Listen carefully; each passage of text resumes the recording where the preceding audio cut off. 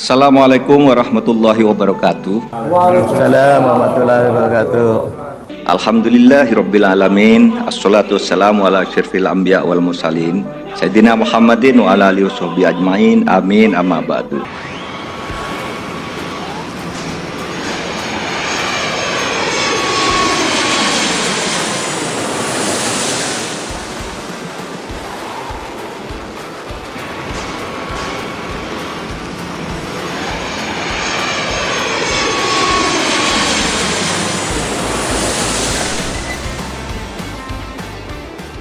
Menurut Pak Duru, memang pendidikan Indonesia kalah dengan luar negeri. Ya kalah lah. Cepat banget dijawab. Kalah lah. Nggak kalah. Saya pernah mengeluarkan sebuah statement bahwa pendidikan di Indonesia jelek itu bukan jangan-jangan, itu disengaja jelek. Hah? Disengaja jelek. Kalau misalkan kita mau secara logika paling sederhana gitu ya. Kan Indonesia itu negara yang sistem pendidikannya salah satu yang terburuk di dunia, versi PISA. Singapura itu 10 besar terbaik di dunia. Australia 10 besar terbaik di dunia. New Zealand terbaik di 10 yang kelilingin kita kelilingin kita. Malaysia itu salah satu yang terbaik di Asia juga. Kita dikelilingi itu. Kalau misalkan kita mau studi banding lihat ke sana sedikit doang, sebenarnya kita bisa memperbaiki. Tapi kan Itu menarik ya. Saya nggak tahu apakah saya setuju dengan itu atau tidak ya. Mungkin a big part of me nggak setuju. Small part of me mungkin akan setuju ya, karena itu ngebangun semangat competitiveness yang bagus dan semangat daya juang yang tinggi gitu ya. Beda dengan anak Indonesia yang mungkin daya juangnya dan competitiveness-nya nggak setinggi itu gitu ya. Budaya bekerja sama, kolaborasi itu juga kan dibangun, terus ya tepo seliro gitu ya, nongkrong, itu kan budaya Indonesia banget gitu ya. Yang mana sebenarnya itu juga ada plusnya, ada minusnya juga. Kalau saya ngeliat tadi kenapa saya bilang saya nggak setuju dengan itu, karena saya khawatir itu creating pressure kepada si siswanya gitu pasti. Ya. Gitu ya. Banget. Sebenarnya bagusnya ada ya, punya daya juang, fight dan sebagainya gitu ya, sehingga itu berkontribusi pada Miss Mary, sehingga Miss Mary bisa jadi seperti sekarang kan gitu. Maybe kalau bukan terjadi pada Miss Mary, bagi anak-anak lain yang mungkin agak berbeda gitu ya, itu efeknya akan lebih buruk nggak sih gitu loh. Aku penasaran juga, pengen tahu karena Miss Mary kan ada di sana. Setuju. Jadi konteksnya nanti kan kita pengen tarik ya, lessons learn-nya apa, sehingga gimana kita bisa pakai lessons learn itu untuk bangun pendidikan di Indonesia kan gitu. Setuju, dan saya bersyukur bahwa saya kuliah di NTU itu cuma pas lagi kuliahnya aja, nggak SD, SMP, SMA gitu. Karena kalau nggak mungkin saya akan terbawa dengan arus sistem yang seperti itu. Saya kurang setuju juga, karena menurut saya setiap orang kan learning curve-nya berbeda. Ketika dia SD belum tentu dia, maksudnya ketika dia SD tapi dia belum men-show dari potensial, bukan berarti dia nggak punya potensial. Sampai tiap orang, tiap anak kan learning curve-nya berbeda gitu. Jadi harus dikasih waktu juga untuk anak ini bertumbuh. Ya kan sama aja kayak pohon, bibit jagung sama bibit duren, sama bibit tebu, sama bibit bambu kan beda-beda waktu mereka tumbuhnya gitu. Jadi harus given enough time gitu buat mereka bertumbuh dan berkembang gitu. Nah, tapi kalau misalnya yang pembelajaran yang bisa ditarik apa, at least ini yang saya bawa juga khususnya buat anak-anak saya dan juga di Mary Riana Learning Center ini pun, at least yang paling penting anak itu harus pertama tadi mindset, dia harus punya positive self image. Menurut saya itu penting banget. Drive untuk harus punya tujuan dan harus punya drive untuk bisa mencapai tujuan itu. Iya, hanya saja memanage that drive. Jadi menurut saya anak itu harus punya tujuan, dia juga harus punya kepercayaan diri bahwa dia tahu dia punya bakat, punya potensi, dan punya drive, sehingga dia bisa memaksimalkan bakat dan potensinya untuk mencapai tujuan yang memang udah dia cita-citakan itu. So, kalau aku mundur agak sedikit ke belakang tentang pertanyaanku tadi ya, tentang sejauh mana NTU itu berkontribusi, banyak gitu ya. Kalau dari jawaban Miss Mary tadi, banyaknya itu datangnya dari lingkungan, dari orang-orang, dari teman. Orang ngoyo banget sih gitu. Kampus perpustakaan itu udah kayak lagi sales gitu ya kan. Habis selesai kuliah langsung ngerubutin dosennya gitu. Jadi memang akhirnya environment yang ngebentuk kita ya.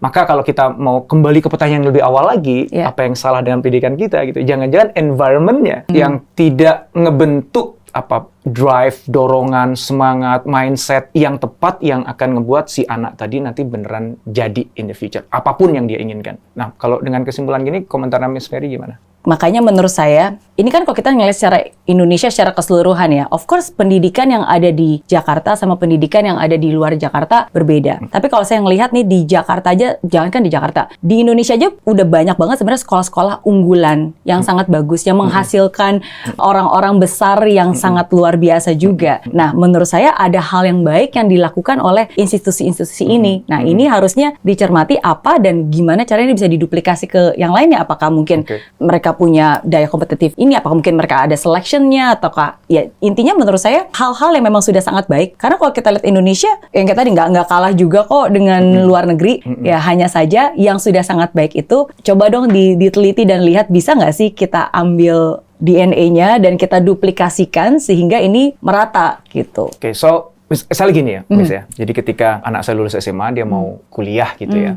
Terus mau kuliah di mana nih gitu. Kalau di bayangan saya tuh gini, sebenarnya terserah mau kuliahnya di mana. Karena yang penting itu yang ayah bayar ya sebagai sponsor bagi si anak itu adalah lingkungan di mana kamu kuliah. Saya ngomongnya gitu kepada saya. Itu lebih penting dibandingkan perkuliahan itu sendiri. Ya, setuju. Karena kalau perkuliahannya artinya materi yang diajarkan oleh dosen di ruang-ruang kelas itu, lu sebenarnya mau belajar ke Harvard aja pakai iTunes U juga bisa kok, di YouTube juga banyak kok gitu. Cuma sekedar ilmunya aja gitu atau ijazahnya aja. Tapi yang akan ngebentuk kamu di masa yang datang itu adalah apa yang kamu lakukan di perkuliahan kamu, yang itu pasti mau nggak mau, suka nggak suka, terstimuli, terpicu oleh apa yang ada di sekitar kamu. Gitu. So, lebih penting mendapatkan lingkungan yang terbaik dibandingkan dosen yang terbaik dalam konteks akademiknya. Ininya saya, pandangannya saya gitu. Setuju, sangat gitu? setuju. Okay. Sangat setuju. Sometimes kadang-kadang kenapa orang rela gitu kan bayar mahal-mahal dan gila-gilaan pengen banget ke Harvard, ke Stanford, gitu, atau mungkin ke UI. Ya karena environment-nya, karena orang-orang yang bisa masuk situ adalah orang-orang yang mungkin sudah terpilih, dan ada alasan kenapa mereka sudah terpilih. Mungkin mereka punya yaitu mindset, pola pikir yang benar, mereka pun juga pintar. Jadi, dan kita semua tahu kan seperti apa kamu 5 tahun mendatang kan tergantung dari dengan siapa kamu bergaul, ya kan, apa yang kamu baca, apa yang kamu menarik dengar. itu adalah seringkali lingkungannya itu justru lingkungan yang akhirnya ngebangun ya. Lingkungan, kalau tadi Miss Mary kan ngasih contohnya kan yang akademik kan. Tapi kalau yang di Indonesia, lingkungan yang ngebentuk itu jangan-jangan bukan akademik. Karena yang Miss Mary tadi cerita nggak terjadi di Indonesia. Mahasiswa pada ngantri perpustakaan gitu ya. Pas lagi bubar pada nggak tahu nih yang di sini yang kuliah begitu nggak di sini. Kalau gue sih nggak. Ya. Tapi lingkungan ngebentuk, karena setiap kali kita karyawan kan ya, kita kan nanya kan kuliah di mana. Pertanyaan wajibnya kan waktu kuliah kamu ngapain aja kan gitu. Kita pengen tahu tuh aktivitas sosialnya dia apa, kemahasiswaannya dia apa.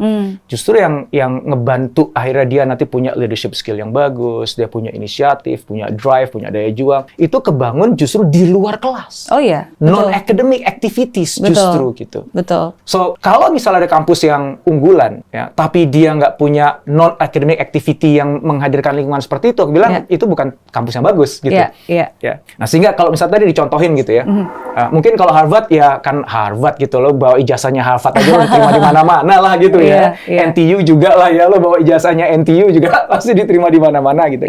Tapi bagi seorang pengusaha kan ijazah jadi nggak terlalu penting kan, karena dia tidak ngelamar kemana-mana kan. Yang lebih penting adalah drive-nya tadi, yang technical skills-nya justru kan ya.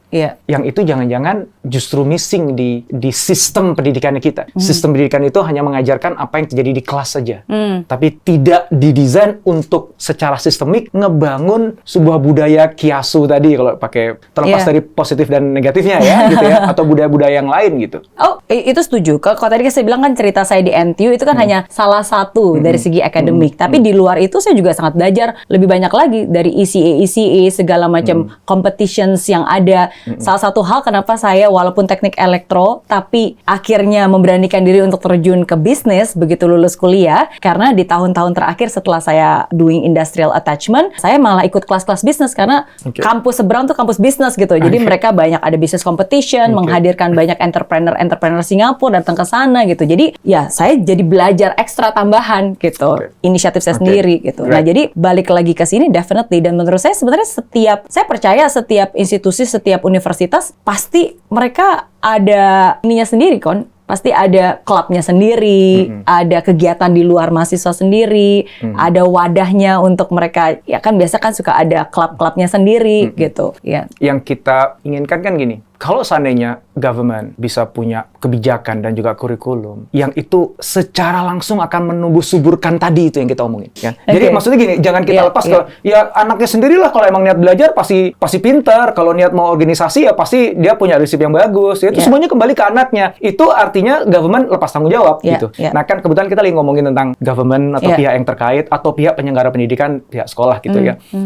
Kalau ngobrol sama mereka nggak bisa pakai bahasa yang tadi, kembali ke anaknya nggak bisa. Ya lu yang punya tanggung jawab gitu. Amanahnya ada di tangan kamu gitu. So, apa yang kamu lakukan? Systemically Ya kalau tadi pakai Singapura, secara sistemik pendidikannya dibuat dari SD kayak gitu sehingga semuanya kayak asu gitu ya. Dan akhirnya jadi gitu. Nah, oke, sekarang kalau Indonesia nih, itu mungkin nggak cocok untuk Indonesia. Tapi kalau Indonesia tuh kayak gimana nih? Sistem apa yang harus dibangun di setiap kampus atau sekolah-sekolah sehingga akhirnya menumbuhkan growth mindset, menumbuhkan semangat daya juang yang tinggi, grit dan lain sebagainya. Yang itu akan melengkapi kemampuan akademiknya dia sehingga akhirnya dia akan jadi orang hebat di masa yang akan datang. Kan gitu kita challenge. Nah, sekarang last question nih, Miss. Kalau Miss Mary menjadi Menteri Pendidikan menggantikan Mas Nadiem, ya kan udah ada Mas, tinggal ganti Miss kan dikit kan dari akak. Ya dari Mas Nadiem jadi Miss Mary, jadi Menteri Pendidikan. And you have the power to create a system dan juga policy kebijakan supaya akhirnya apa yang semua Miss Mary impikan, yakini sebagai itu sesuatu yang baik bagi anak-anak. Because you've been doing this for quite a while, right? Ya kan? Apa yang akan diubah oleh Miss Mary terkait dengan sistem pendidikan kita di Indonesia? Oke, makanya saya nggak mau jadi Menteri Pendidikan. Susah soalnya. Berat. Karena banyak orang pasti berkomentar, udah bikin ini, udah bagus, tapi pasti akan ada kiri kanan bilang harusnya kayak gini, harusnya kayak gini gitu. Jadi susah gitu. Nggak apa-apa, kan kita personal opinion Miss Mary. Understand. Oke, tapi kalau saya satu ya, saya akan melakukan project based. Project based. Karena at the end of the day, menurut saya dengan adanya sebuah project, apapun itu ya, mau SMP, SMA, kuliah, ketika dia membuat sebuah project, sebenarnya secara tidak langsung dia membuahkan apa yang sudah dia pelajari dan bisa mengeksekusinya menjadi satu karya. Karena tantangan sesungguhnya orang ini belajar atau enggak sih, kan nggak tahu. Tapi dengan adanya project, ada karya, ini bisa lihat, ini hasilnya, sesuatu yang bisa dia banggakan, ada bukti bahwa kamu sudah bisa mengolah apapun input yang saya kasih, ini ada outputnya. Dan menurut saya ketika ada project ini, dia juga bisa bebas menggunakan apapun resources-nya. Bahkan sebenarnya dengan ada project ini ya kita bisa ada practitioner, misalnya kalau kita project business, at least bisa mendatangkan orang untuk ngasih insight, sudut pandang dari mereka, gimana sih caranya bikin, misalnya kayak projectnya contohnya bikin event, ya kan? Ya kamu belajar apa yang kamu pelajari, kamu hitung-hitungan bisnisnya, tapi mungkin ya kamu bisa menghadirkan atau bisa berkolaborasi dengan yang ada di industri gitu. Contohnya, kalau anak SMP misalnya bikin misalnya bikin minuman gitu kan, ya bisa dihadirkan orang-orang seperti yang memang udah ekspertis di bidangnya. Jadi mungkin satu hal, I will do more a project based sebagai hasil akhirnya untuk make sure anak ini ada outputnya. Karena hasil, for me personally, education is not a process of transferring information, tapi education is a process of transformation. Jadi bukan cuma transfer informasi, tapi transformasi. Sedangkan kalau ada transformasi kan berarti ada outputnya nih. Sebelum dan sesudah, apa karyanya? Apa yang udah kamu tangible wujudkan gitu. Sesuatu yang mereka bisa banggakan dan berguna. Itu sih artinya mungkin. Buat education tuh sekonkret mungkin menjadi sebuah karya nyata. Ya, karena prosesnya itu akan membuat mereka jadi mau belajar lebih banyak, terpancing karena kontekstual, dan juga dalam prosesnya itu mereka buktikan bahwa mereka beneran belajar, beneran paham, nggak cuma sekedar hafal, dan more than that, di situ kan kesempatan mereka belajar kerjasama, kolaborasi, ada kepemimpinan, problem solving, dan sebagainya. Aplikasinya seperti apa, hasilnya apa. Jadi mungkin itu aja sih. Jadi hasil akhirnya always project based. So, Mas Nadiem, tolong didengarkan ya, Miss Mary ya. Dan siapapun nanti akan jadi menteri berikutnya, ini layak dipertimbangkan, Pak Presiden berikutnya. Ini belum dipikirin loh. Ini cuma gara-gara belum dipikir aja begini. Dokter Indra nanya. Terus bayangan saya, I think itu. Dan I am totally agree dengan itu. Saya juga termasuk yang mengangkat project based learning sebagai salah satu teknik metodologi pembelajaran paling bagus menurut aku. Semoga Allah senantiasa menuntun kita di jalan yang diridhoinya. Amin, amin, amin ya rabbal alamin. Ya rabbal alamin. Aqulu qali hadza astaghfirullah li wa lakum. Wassalamualaikum warahmatullahi wabarakatuh. Terima kasih.